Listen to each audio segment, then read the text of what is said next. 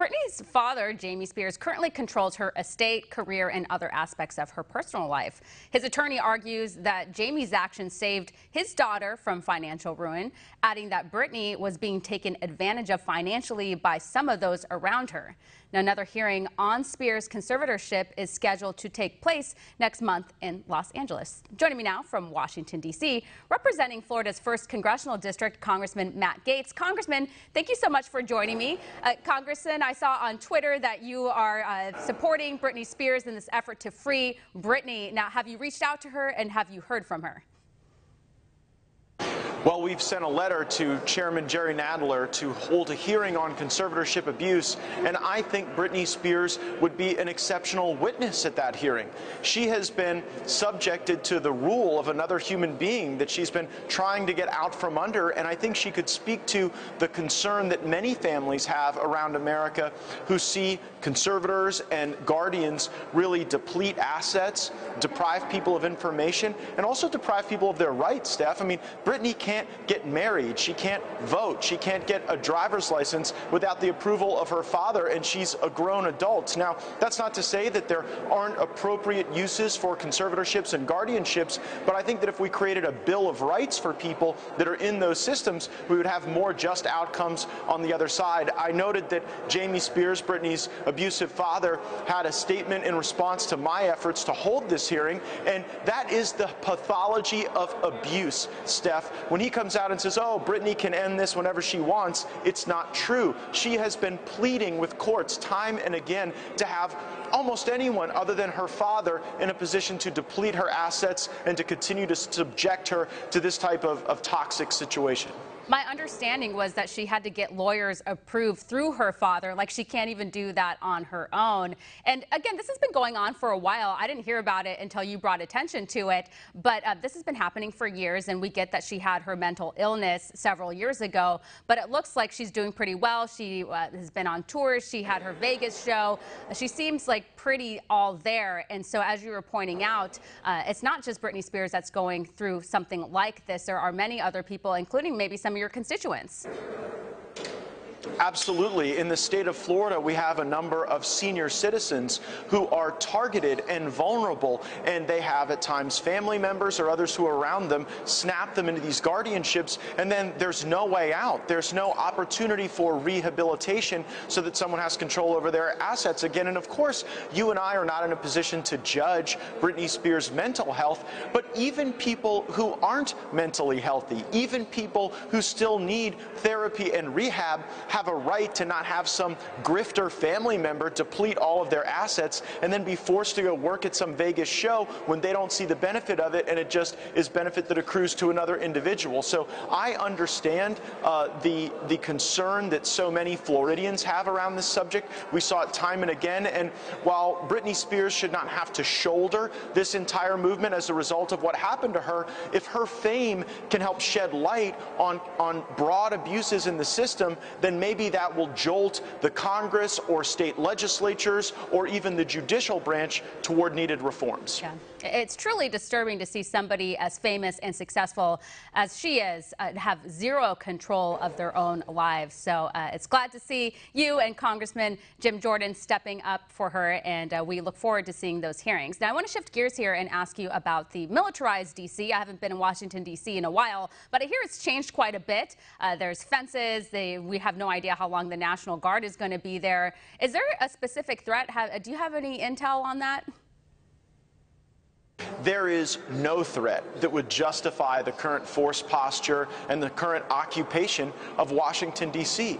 We have a capital city now that is wrapped in barbed wire and crisscrossed with barricades, and I'm concerned that that reduces the splendor and magic and wonder of America that we want people to feel when they see our capital, when they experience Washington, D.C. Nancy Pelosi and the Democrats are using our National Guard as political props, and I think that's very craven. I think we need to return our nation's capital to the condition it was in.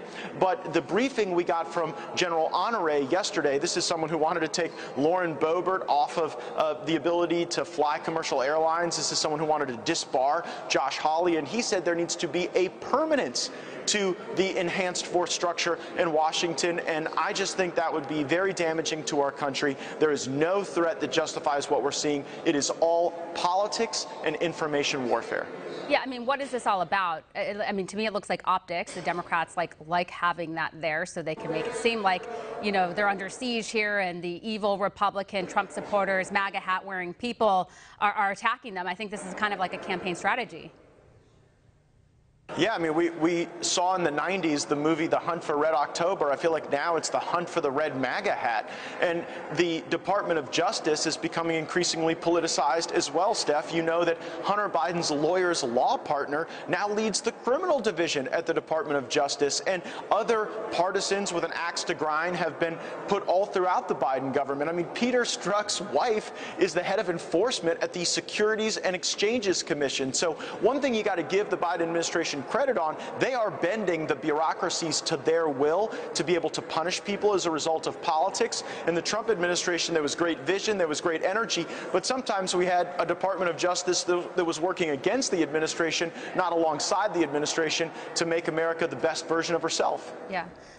Really quickly, again, we don't really know how long the National Guard is going to be in D.C. It's like it keeps getting extended. But that being said, there was a report that the National Guard folks were being served terrible meals, so much so that they were getting sick from them. Some reports said that there was like metal shavings in their food. And then according to military.com, apparently the National Guard, they're not going to cut ties with this contractor that's serving them bad food. Your thoughts on that?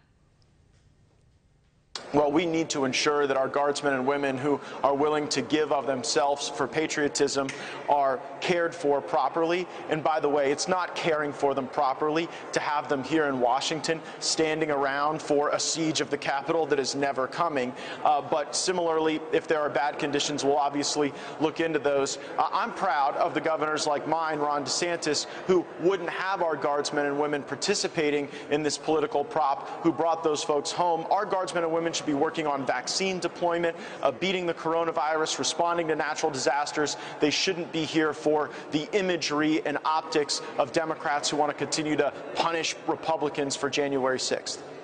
Congressman, I wanted to play a clip for you. It's of White House bunker Biden. Every time he talks, there's always some sort of gaffe. So we'll play the clip and then get your reaction. Roll tape. Thank you both, and I want to thank the former general. I keep calling him general, but the guy who runs that outfit over there. I want to make sure we thank the secretary for all he's done to try to implement what we've just talked about.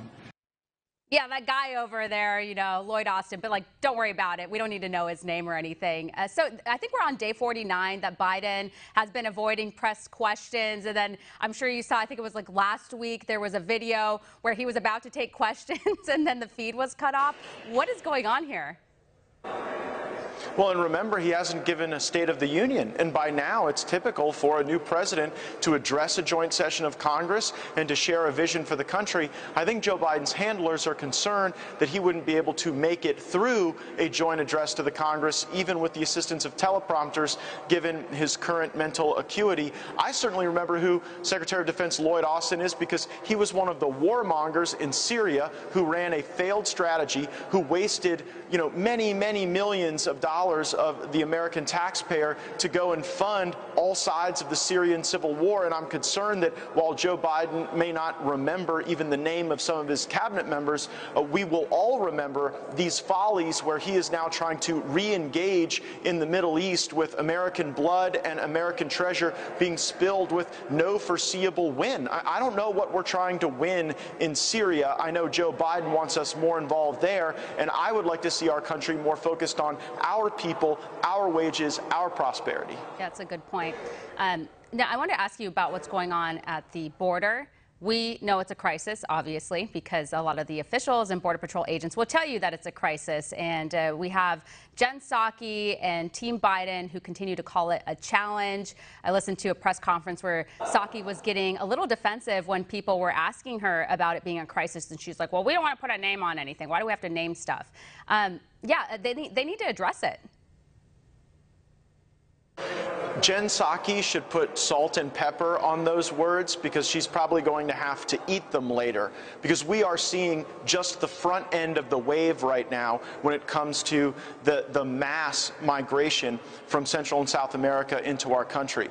The Biden administration is taking resources that we intended for border security and wall, and they're repurposing them into welcome centers. So now the message in Central and South America is, if you can break into America, you essentially get to stay, because we have reenacted the policies of catch and release. And what's so sad about that is it's so mean, it's so cruel to the children that are going to get stolen, abducted, rented, and then shuttled across the border like they're some sort of fast pass into Disney World, because if you treat people differently who show up with a kid, more people are going to show up with a kid, whether it's theirs, whether that child has been trafficked, and the human crisis on the border will break all of our hearts, and it is all the fault of the Biden administration. We really had this kind of under control, Steph, with border wall, with asylum reform, with safe third country reforms from the Trump administration, and they're ruining all of it before our eyes. It's truly devastating to see them tearing away at all of the accomplishments that were made in regards to border security during the Trump administration.